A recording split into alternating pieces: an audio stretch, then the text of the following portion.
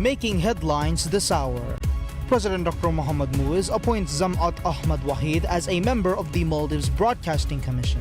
Vice President Hossein Mohamed Latif meets members of Hadal Atoll Council at the President's office. And the Parliament ratifies the appointments of 2 ambassadors to serve concurrently as non-resident envoys.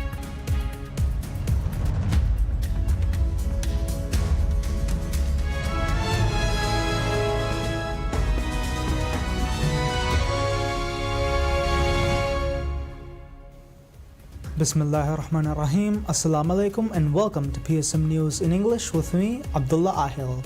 And now the news in detail.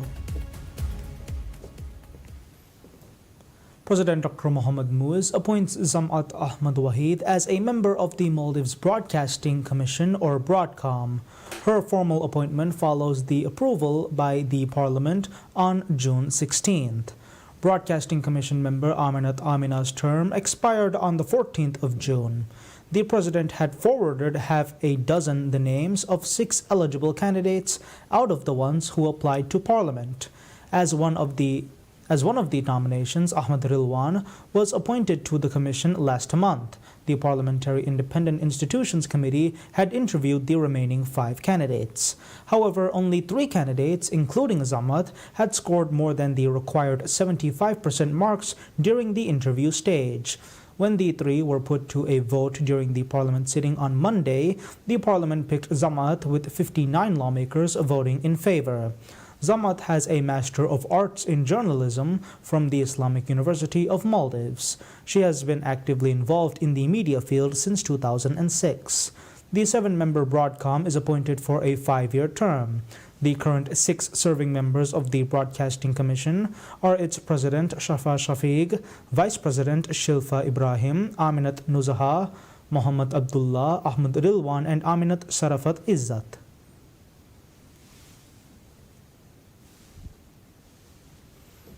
Vice President Hossein Mohamed Latif meets the members of Hadal Atoll Council on Wednesday at the President's office.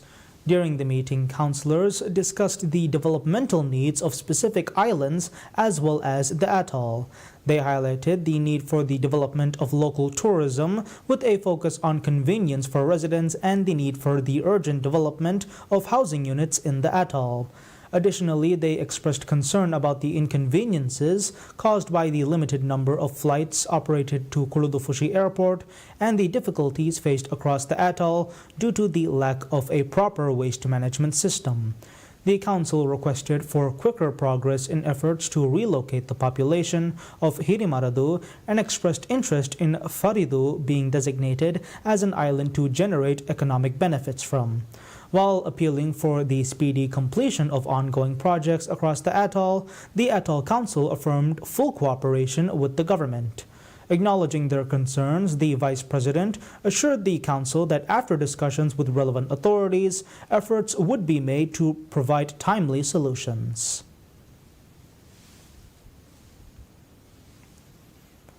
The Parliament ratifies the appointments of 2 ambassadors to serve concurrently as non-resident envoys, reinforcing the nation's diplomatic engagement across Europe. The decision confers expanded responsibilities upon Irtisham Adam, the High Commissioner to the United Kingdom, who will now represent the Maldives in Ireland as the non-resident ambassador. Gila Ali, serving as ambassador to Belgium and the European Union, has likewise been accredited as non-resident ambassador to Ukraine. Earlier this month, President Dr. Mohamed Muiz submitted the nominations to Parliament as mandated under the Constitution, which requires the legislative consent for all ambassadorial appointments, including those of non-resident envoys. Such dual postings are typically conferred upon diplomats already serving in ambassadorial capacities abroad. Parliament's Foreign Relations Committee undertook the formal vetting process, reviewing the credentials of both nominees. In its report to the Chamber, the committee affirmed that Ambassadors Irtisham and Gila were suitably qualified to assume the additional roles.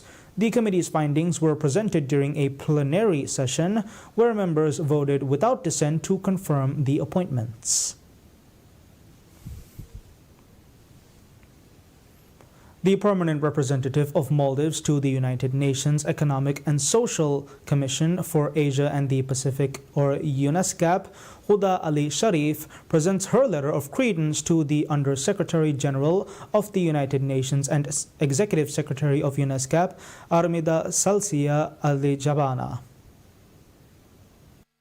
During a ceremony held at the United Nations Conference Center in Bangkok, Thailand, the new permanent representative, Huda, reaffirmed the Maldives government's strong commitment to regional cooperation and multilateral engagement. She emphasized the Maldives' commitment to actively participate in UNESCAP's initiatives, particularly in areas such as sustainable development, climate resilience, and inclusive economic growth. The Executive Secretary of UNESCAP, Ali Shabana, welcomed the permanent representative's appointment and reiterated UNESCAP's continued support for the Maldives in advancing its national development priorities and accelerating progress towards the 2030 Agenda for Sustainable Development. UNESCAP brings together 53 member states in the Asia-Pacific region to address development challenges through regional cooperation. As one of the 5 United Nations regional commissions, UNESCAP provides knowledge-based solutions, technical assistance, and capacity-building support to help countries achieve their national goals and commitments under the 2030 Agenda.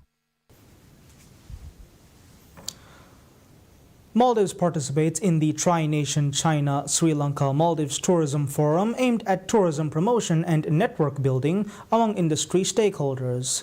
The Ministry of Tourism and Environment and the Maldives Marketing and Public Relations Corporation, or MMPRC, represented Sri Lanka at the forum.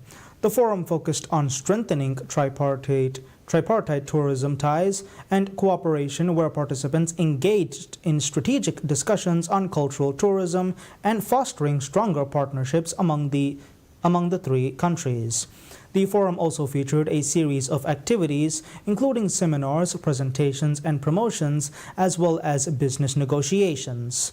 The forum is co-hosted by the Ministry of Culture and Tourism of China, the Ministry of Foreign Affairs, Foreign Employment and Tourism of Sri Lanka, the Ministry of Tourism and Environment of the Maldives, the Chinese Embassy in Sri Lanka, and the Chinese Embassy in the Maldives.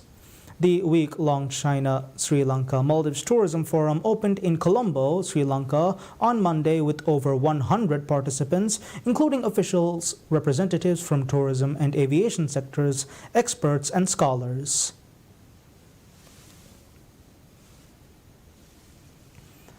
Minister of Construction, Housing and Infrastructure Dr. Abdullah Muttalib reiterates the government's commitment to President Dr. Mohamed Muiz's pledge to provide water and sewerage services to all inhabited islands by the end of 2026.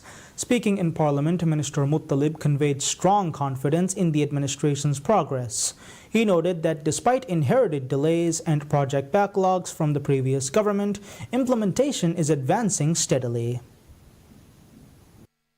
Elaborating the matter, Minister Muttalib said several initiatives previously entrusted to Feneca Corporation had stalled after work failed to proceed as required under contract. He added that the agreements were terminated and the projects reassigned to the Male Water and Sewerage Company, or MWSC, to enable their continuation. According to him, among the complications identified were the procedural lapses that had undermined earlier stages. He explained that many projects had been launched without securing permits from the Utility Regulatory Authority and that design plans were often incomplete. He added that projects moved forward without the requisite tender board approvals and were unlawfully subcontracted in breach of contract in some instances. Efforts are now underway to rectify these failings, with Dr. Muttalib stating that MWSC is actively pursuing the required permits and allocating resources to ensure timely mobilization. As part of a broader infrastructure agenda, the minister addressed the ongoing challenge of servicing reclaimed land that remains disconnected from basic utilities. He noted numerous reclaimed areas across various islands since 2010 have yet to be integrated into utility grids. The government, he said, has incorporated these zones into a consolidated project financed through contractor or loan-based arrangements. Delays also persist on islands where systems have been constructed but not commissioned, which Minister Muttalib attributed to contractors' failure to submit the necessary documentation to the Utility Regulatory Authority. To advance service activation, he said the Construction Ministry is collaborating with the Ministry of Tourism and Environment to streamline regulatory procedures.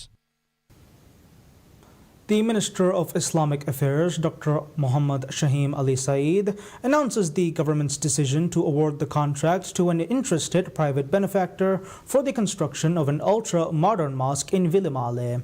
Minister Dr. Shaheen said that a private benefactor has expressed interest in building an ultra-modern mosque on the site of the old mosque in Vilimale. The mosque will be constructed within 2 years, he said, adding that the new mosque will be fully equipped with classrooms. The government has attached special priority to the development and renovation of mosques in different parts of the country.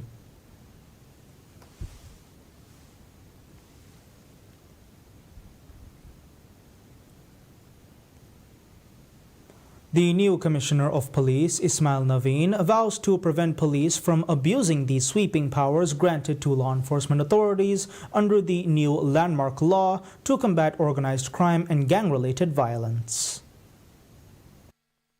The new law ratified last month defines offenses and penalties related to gang activity and serious organized crimes in the Maldives. It enhances law enforcement powers, introduces measures to protect children from gang involvement, and establishes systems to monitor and manage high-risk individuals. The act also lays out a broader framework for prevention and enforcement measures. While previous legislation targeting gang activity, intimidation, and the possession of dangerous weapons has been in place since 2010, it has not produced effective results. The new law addresses these gaps and provides the stronger response the public has long called for. In his first media interview with PSM News after his first appointment as the country's new police chief, Naveen moved to quickly allay public concerns over the potential for the police to abuse the powers granted under the new law. Police are currently developing procedures and manuals to enforce the law, he said, adding that efforts are also underway to strengthen the capacity of the MPS. The police commissioner admitted that there is more work to be done to ensure full implementation of the law. The commissioner of police said he hoped the new law would curb gang violence in the country, warning that the new law would be a force to be reckoned with in preventing gang-related crimes. The government has taken significant steps over the past 18 months to tackle gang-related crime. A dedicated gang crime enforcement unit was established within the Maldives Police Service on the 1st of July 2024. Since then, 31,511 individuals have been questioned in gang hotspots, 180 arrests have been made, and charges filed against 83 suspects. Notably, no lives have been lost to gang violence during this period. The new law will fully come into effect in 3 months.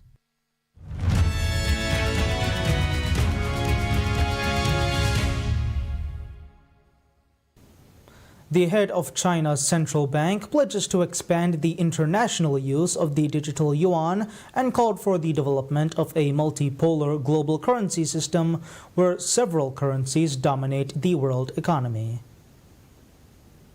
China will establish an international operations center for ECNY in Shanghai, People's Bank of China Governor Pang Gongsheng said at the Lujia Zui Forum, a high-profile gathering of local and foreign financial industry executives and regulators. The remarks come in the wake of renewed appetite for a global yuan as international trade tensions sparked by U.S. tariff policies prompt investors to seek alternatives to dollar-based investments. At the same time, China is accelerating efforts to develop financial systems independent of Western institutions, moves that have gained fresh impetus as shifting trade patterns and geopolitical realignments reshape the global economic landscape.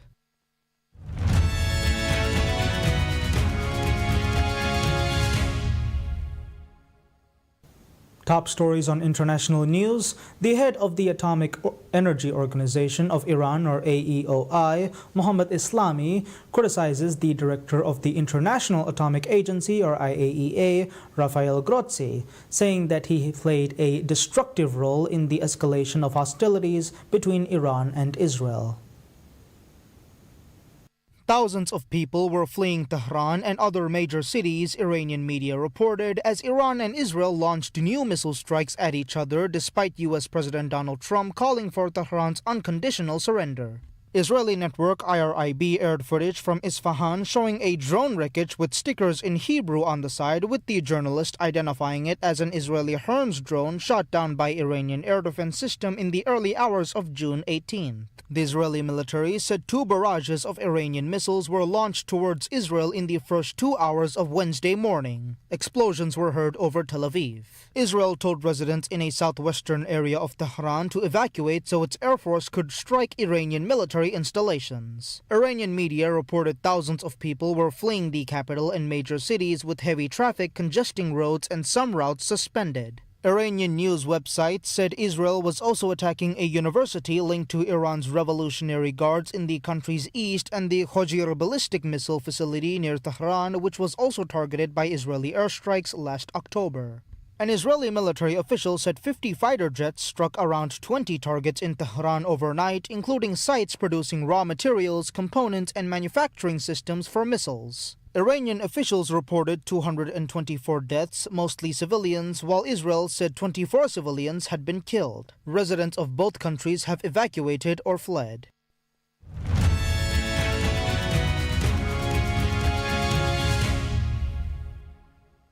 An update on sports. Manchester City manager Pep Guardiola suggests that Jack Grealish may need to consider leaving the club in the summer to secure more regular playing time after the England international was omitted from the squad traveling to the United States for the revamped FIFA Club World Cup.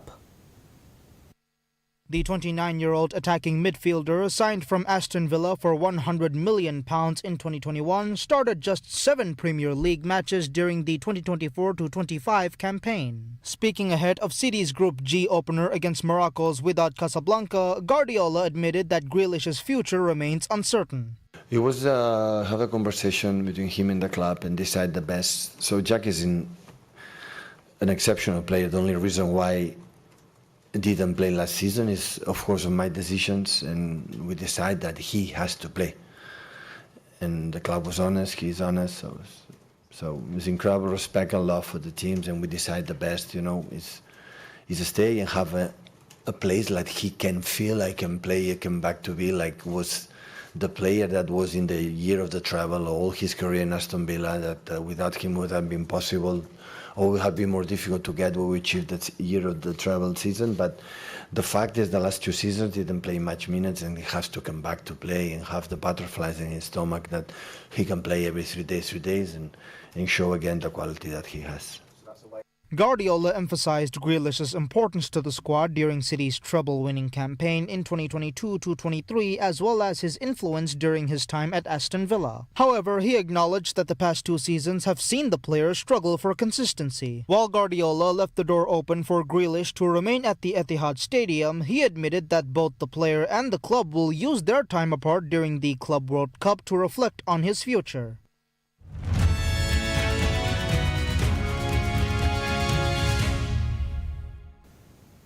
Moving on to more lighter news, over 5,000 kite enthusiasts from 26 countries gathers on the Danish island of Fano this week to celebrate the 40th anniversary of the island's Kite Festival.